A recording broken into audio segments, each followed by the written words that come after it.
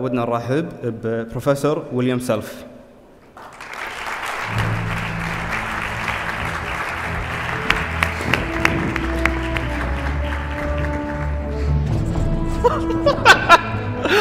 Thank you, thank you. Good evening, Kuwait.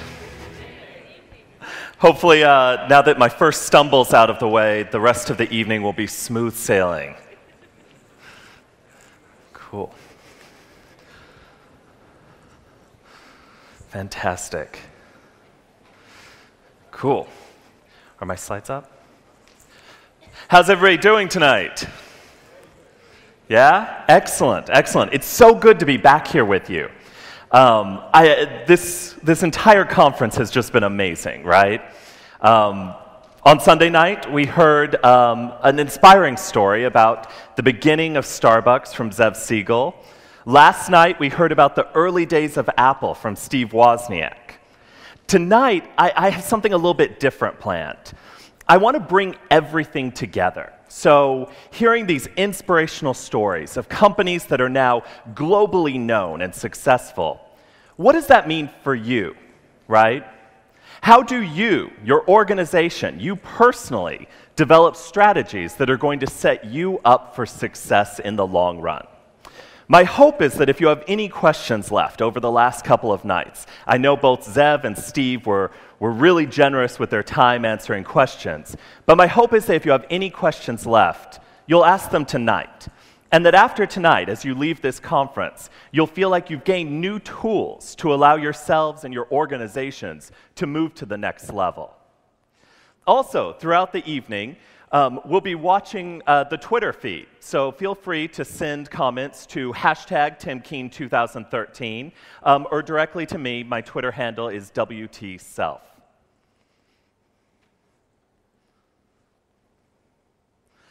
So this is my second time in Kuwait. I was here last year for the first conference talking about leadership. These were some of the amazing people who helped me out and helped the conference last year, and I've been able to see almost all of them back here again. Really, it's because of these people that I had the pleasure of working with that I wanted to come back to Kuwait, that I was excited to see the next round of people. What blew me away more than anything else last year was the entrepreneurial energy I experienced in Kuwait. I saw young people from all different walks of life, with different career goals, different educational backgrounds, different family backgrounds. And what seemed to bring them all together was this real conviction that they were going to be able to do something really outstanding with their lives, that they would be able to contribute to organizations at the very highest levels, that they would be able to start their own ventures that would succeed, that they would be able to work for nonprofit organizations in order to improve society and help those left behind. That energy, that dynamism, really inspired me. So I was so excited to come back. Those of you who were here last year heard me talk about leadership and how you could become leaders in your own organizations and in your life. One of the ways I think about leadership is about storytelling. A good leader is a good storyteller. They can create a story that makes people want to follow their lead, that can motivate why their organizations exist and why they should continue to develop. They can inspire employees to follow them and to work hard even when it might not be in their own personal interest.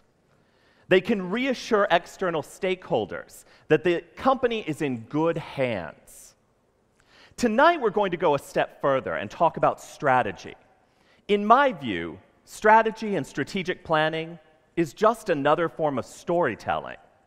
If you were to take a strategy class at a business school, you would learn some complicated frameworks, you would be quizzed on how well you remember all the components of the framework, and how you're able to build a plan, checking off each step on the list. But that's not how the real world works, right? A strategic plan is only as good as the strategy that can be executed. So instead, I suggest we think of strategic frameworks as storytelling tools that allow you the unique opportunity to tell the story of your organization, where it came from, what its foundation was, what its mission is, what it does better than anyone else, and perhaps most importantly, where it's going, what your ambitions and dreams for the organization really are. The way I start almost every class I teach, whether it's in a university or in a company doing executive education, or whether I'm working with CEOs around the world, I start with this question, and it almost never changes. How do you plan to change the world? This can mean different things. We can talk about it globally and big. How are you going to create the next disruptive technology, the next disruptive innovation? How are you going to build the next company that's going to change the way everybody lives and works? But it can also be a very local and intimate idea. How are you going to influence the people in your life? How are you going to build stronger families and contribute to the world around you? I don't personally care whether your plan to change the world involves a global dynamic or a local dynamic. I just want you to have an answer to this question. So whether I'm talking about leadership or strategy, whether I'm talking about individual career planning or organizational strategic planning, this is always the question that's really in my mind. And I'm hoping by the end of today, it's going to be the question in your mind. A little bit about my background. I did my undergraduate work at Harvard. I actually studied social studies, which is a combination of politics, philosophy, and economics. So when I talk about issues, I tend to come at them from a fairly interdisciplinary perspective, which I think will be evident today. After college, I worked in strategic consulting for several years. Primarily, I helped American and European companies set up operations in Asia. So I've traveled extensively in China, Japan, Korea, Hong Kong, Taiwan, Singapore, all over the place. The thing that most of my engagements had in common was the idea of going into the unknown. Companies who had done really great things, who were successful in almost any way you could measure, were trying to take the next step, moving outside their comfort zone into a new way of operating, a new market of consumers, a new set of governmental regulations that made them uncomfortable. And my job was to help create plans to make them more comfortable. After working for a while, I decided to go back and get my PhD at Berkeley, where I studied organizational behavior. Basically, this is social psychology, but applied in an organizational context. How do people interact in organizations? And how does our psychology, the way we think, feel, the things we believe in, how do they affect our behaviors? In addition to teaching at Harvard and Berkeley, I've taught at Washington University in St. Louis, and I've taught in China at Fudan University, Fudan Daxue. Now I'm at the University of Missouri in Kansas City at the Block School of Management, teaching the next generation of American businessmen and a few Kuwaitis how to do business, and do business in a way that we would be proud of.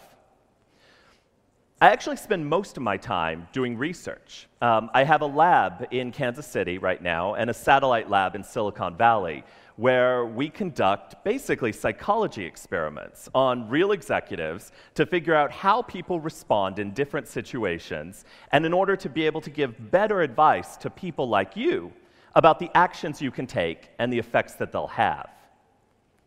And I spend as much of my time as possible with real people doing real things. The concern about being a professor is that trapped inside the ivory tower, you won't see what's happening in the real world. As a business school professor, it's important to me to stay relevant to businesses. So in the last year, I've worked with companies like Cisco Systems, where I actually have a lab embedded in their corporate leadership development program, and companies like Garmin that are on the forefront of technology and innovation. So now that you've seen a little bit about my background, you can anticipate some of the ways that I'll approach the question of how to plan your strategy. I wanted to walk you through what I have planned for the night. First, I want to offer you some strategic frameworks. But like I said before, I don't see any of these as sacred. These are not gospel, right? They're just tools. And they shouldn't be intimidating. One of the reasons why these strategic frameworks are so popular is that they give you a language to articulate things that we all kind of know intuitively. They give you a common set of vocabulary so that different business people across different industries, across different educational backgrounds, can talk about the same thing in the same terms. I also talk with a lot of nonprofit organizations, and I encourage them to use the language of strategic frameworks because it gives them a way to communicate with people at traditional firms about concepts that sometimes are hard to communicate. I also want to talk about strategy from a personal perspective. So, how do you build your own personal strategy? And how should your organizational strategy link into your personal dreams, passions, and ambitions? And finally, one of the criticisms I hear a lot when people like me go into the field and talk about strategic planning is people will come back to me and say, you know, we've worked really hard on our strategy. We think it's really good. We're being pretty successful in the marketplace. But why does any of it matter, right? We build the strategy, we put it in a drawer, and it's kind of done with. The weakness I see out there is confidence in how to sell your strategy. And it's something we almost never talk about. But in order for a strategy to be any use whatsoever, it has to be something you can transmit to other people. You have to be able to get other people on board. The members of your team, the employees who work for you, the volunteers who contribute to your organizations, the donors that are out there investing their money in you, the media, the government, a whole host of stakeholders. So what I hope to finish with is going back to some of my psychology background and share with you a few influence tactics that science suggests make your sales pitches even more effective, so that once you have a strategy that works for you, that you're excited about, you'll be able to transmit it to the people around you who matter.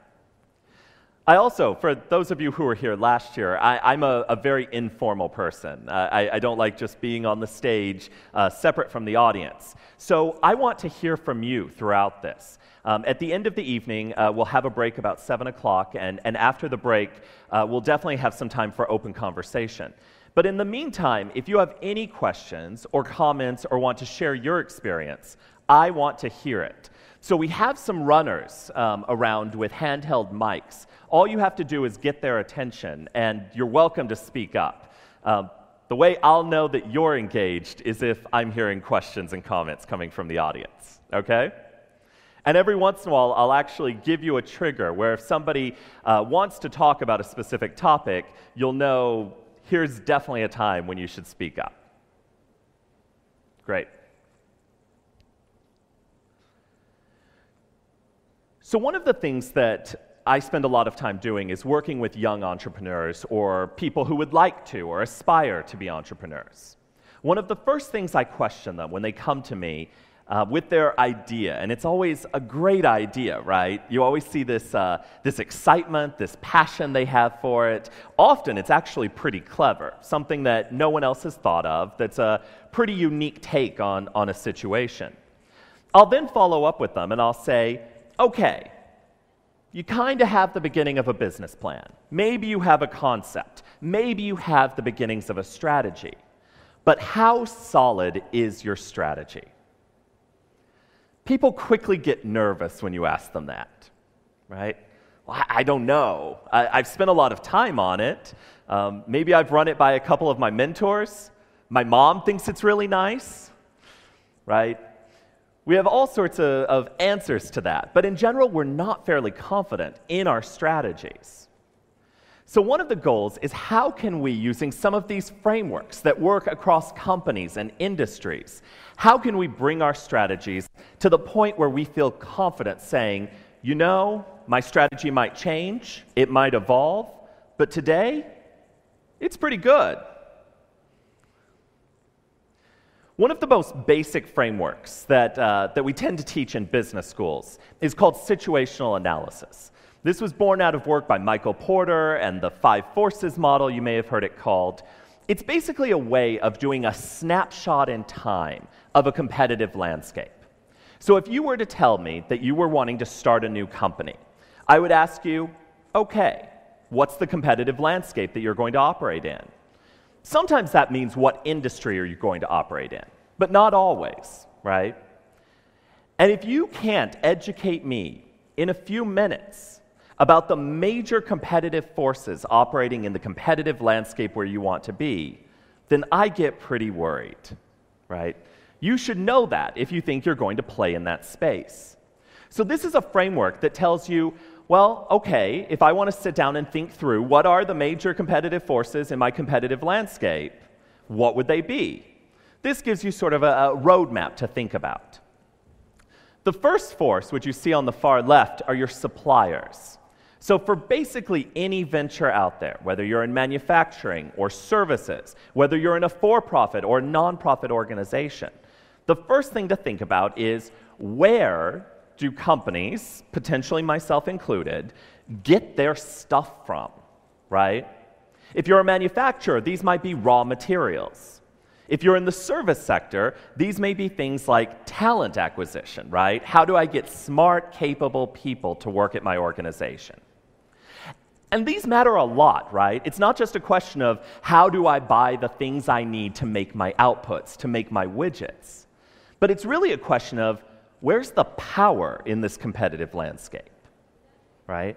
How much power will my suppliers have versus how much power will I have? How many different suppliers are out there that I can choose from? If I were to put out a new product, could the suppliers who already exist have sufficient scale and capacity to actually produce as many inputs as I need? We all remember when Apple got a lot of trouble about this because they would design these great new phones. They would advertise a product release date, and then they wouldn't have enough phones to sell to consumers. Some of that may have been intentional to create a sense of scarcity and extra demand for their products, but some of it was literally the fact that there were not enough producers in the world to keep up with the raw components. You need to know that before you can start building a strategy. The second force to look at is the power of potential new entrants. One of the truisms of the business world is that if you have a great idea and other people believe you have a great idea, it's only a matter of time before people start copying your great idea, right? So if you can do something, if it's really as easy as that, why can't everyone else jump right in and start doing exactly what you're doing? So that's something to think about. What are the barriers to entry? What is going to stop other people from doing exactly what I'm doing? Why isn't this stopping me? So this could be things like intellectual property protections, right? If you have copyrights, trademarks, patents, these stop other people from coming into the space and competing with you. It could be that there are restrictions to raw resources. You might actually have unique access to materials or people or knowledge that are necessary to do what you're trying to do. It could be that there's not a lot of money to be made in the area, so no one else would be interested. Or that you have a unique take on the process so that you could do what would cost other people a lot more, but in a more efficient way. Again, the idea is to understand what type of competitive pressure might I someday face from new entrants. Next, you look at your potential buyers. Assuming I start this venture, assuming I'm now operating successfully in this space, who's going to buy my stuff, right? It's not that easy a question. Part of this is thinking like an economist and thinking about who has more power, the buyer or the producer. So how many buyers, how many potential customers are there for the number of producers that exist? If there are more buyers than producers, then you have some power, right? You can set the price that you want. But if there are more producers than buyers, it actually means that there's a weak space there for a potential actor. It means the buyers actually have a lot of power relative to producers, which can drive down prices and make things better for the consumer. Next, it's important to look at potential substitutes. Okay, you've got a great service, a great product, a great idea. What would people do if they weren't buying from you?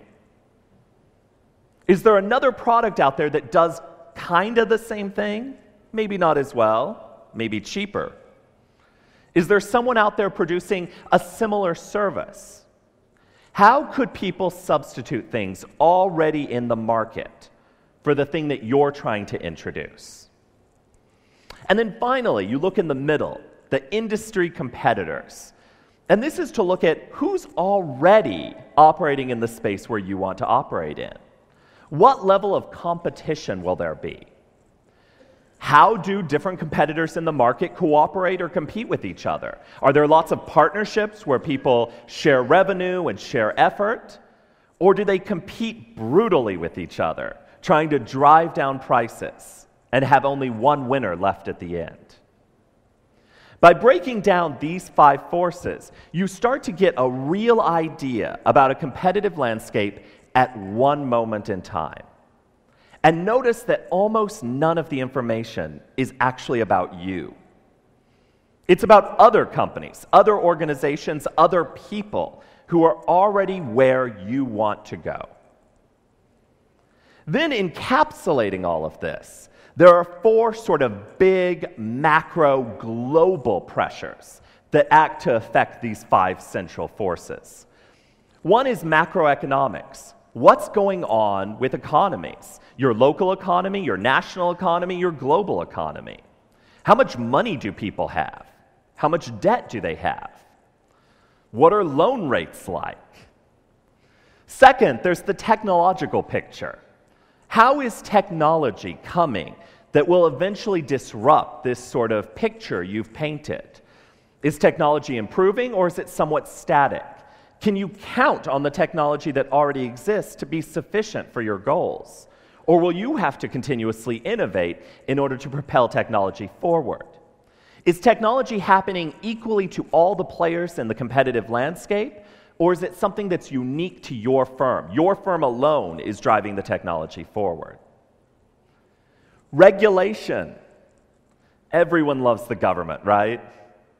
Anywhere in the world you go. But the reality is, if you're going to work in organizations, you have to deal with laws and regulations. Sometimes they're clear, right? There are well-defined industries where the laws are crystal clear, and all you have to do is make sure that you operate within the boundaries. Other times, they're really underdeveloped, murky, messy. Sometimes you're dealing with regulations across multiple governments, right? Different levels within the same country, local, city, regional, national governments. Sometimes you're operating between national governments and you're caught in sort of a global pull and tug over regulations. And regulations change. So you have to always think about how changes in the regulatory environment might completely change the way you think about these 5 internal forces. And finally, back to the customers. There are customer preferences.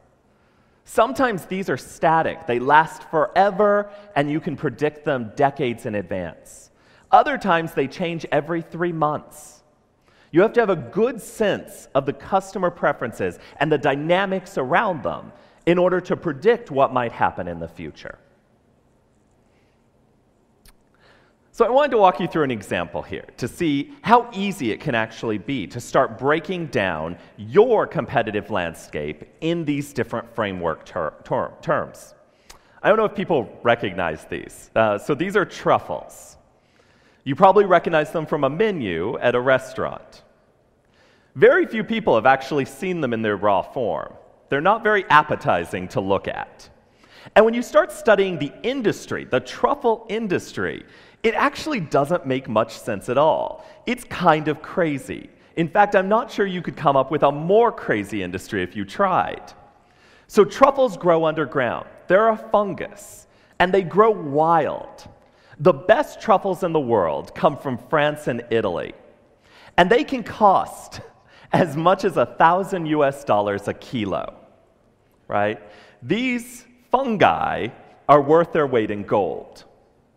Restaurants, high-end restaurants around the world will fly them in with armed escorts internationally every week because they want them fresh and they want to guarantee that they're authentic. It turns out it is ridiculously hard to find real truffles. They've tried farming them. It doesn't work so well. You can't actually predict when a truffle is going to be mature. So unlike crops, where we can plant them, predict when to harvest them in an efficient manner, package them and send them to market, you can't actually predict when the truffle crop will be ready to yield. So the way they actually hunt for these in France and Italy is individual hunter-gatherers out in the wilderness, armed with specially trained animals. Either dogs, and these dogs that can smell a truffle from yards away go for enormous sums of money. But a lot of these cultivators actually don't trust the dogs. They find that they break the truffles in their mouth even when they're trying to help. So they actually bring pigs out into the forest. You can imagine an Italian man walking through the hillside with his pet pig looking for truffles buried under trees. So in some ways, it's just a lucky hunt, and that explains part of why they're so expensive. There's also regulation involved. France and Italy both happen to be pretty good countries at protecting their own goods. So they actually have laws about what can be called a truffle. And if you find a truffle that's not in Italy or France, good luck getting it called a truffle. It's also illegal to sell non-truffle truffles in those regions. So some of the most hospitable regional environments for the truffle trade also create pseudo-monopolies for French and Italian producers. So who else is producing truffles?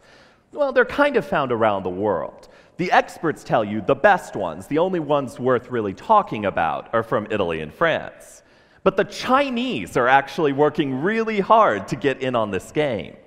They've developed their own variants on the truffle, which are almost genetically identical to the ones found in Europe.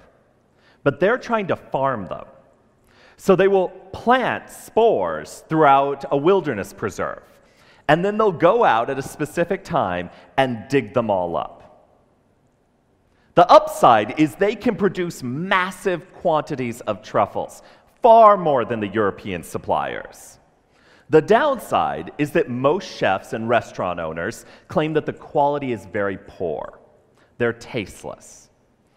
As a result, if a restaurant owner knows that they're purchasing Chinese truffles, they'll pay a fraction of what they'll pay for an Italian or French truffle.